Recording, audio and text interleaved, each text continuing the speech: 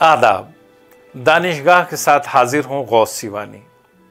آج جامعہ ہمدرد نئی دہلی کی بات کریں گے۔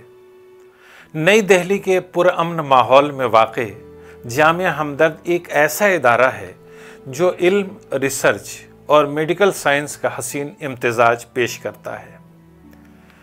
اس علمی ادارے کی بنیاد 1963 میں حکیم عبدالحمید نے ہمدرد طبی کالج کے طور پر رکھی تھی، لیکن اس کا سفر 1906 میں حکیم حافظ عبدالمجید کے قائم کردہ یونانی دواخانے سے شروع ہوا تھا۔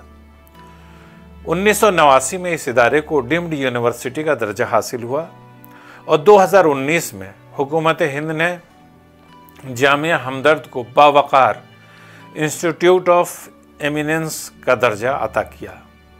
جامعہ کی مرکزی لائبریری حکیم محمد سعید سینٹرل لائبریری نایاب عربی مخطوطات، قدیم قرآنی نسخوں اور جدید علمی وسائل سے آراستہ ہے۔ یہاں ایک جدید کمپیوٹر سینٹر بھی قائم ہے جو کمپیوٹر سائنس کے طلبہ کو ریسرچ اور ٹیکنالوجی کے میدان میں آگے بڑھنے کا موقع دیتا ہے۔ جامعہ ہمدرد کا فخر ہے Hamdard institute of medical science and research, جو حکیم عبدالحمید سینچری اسپتال سے منسلک ہے۔ 2012 میں قائم ہونے والا یہ ادارہ اب ملک کے نمایاں میڈیکل کالجز میں شمار ہوتا ہے۔ MBBS، MD، MS، PhD اور متعدد میڈیکل ڈپارٹمنٹس میں یہاں تعلیم دی جاتی ہے اور تحقیق کے اہم موضوعات میں کینسر، ڈائبٹیز، ہارٹ کی بیماریاں شامل ہیں۔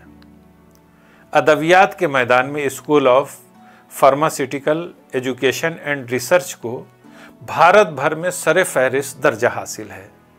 مسلسل کئی برسوں سے national institute of ranking frame work میں نمبر 1 پوزیشن پر ہے۔ یونانی طب ہو یا اسلامی علوم، بائیو ٹیکنالوجی ہو یا مینجمنٹ، جامعہ ہمدرد میں علم کے ہر گوشے کو روشن کیا جا رہا ہے۔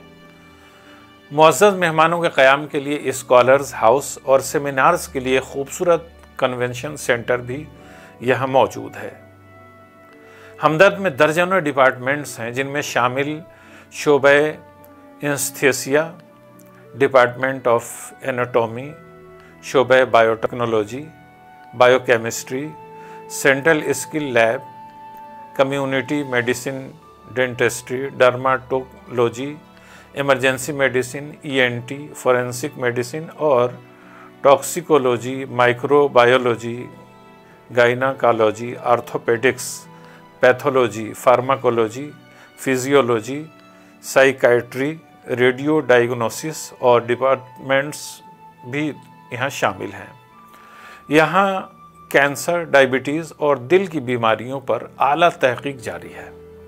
بہرحال اگر آپ اعلیٰ معیاری تحقیق اور طبی میدان میں اپنا مقام بنانا چاہتے ہیں تو جامعہ ہمدرد آپ کی منزل ہو سکتی ہے۔